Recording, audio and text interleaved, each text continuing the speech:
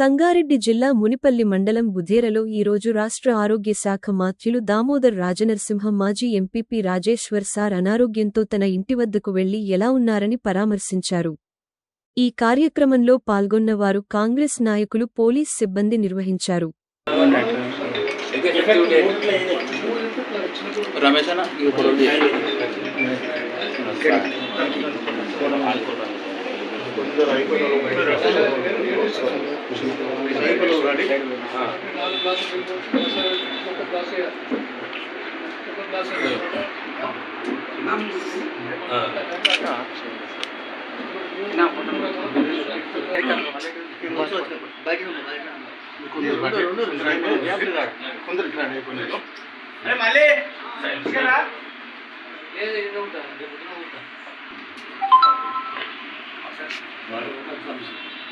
ఏ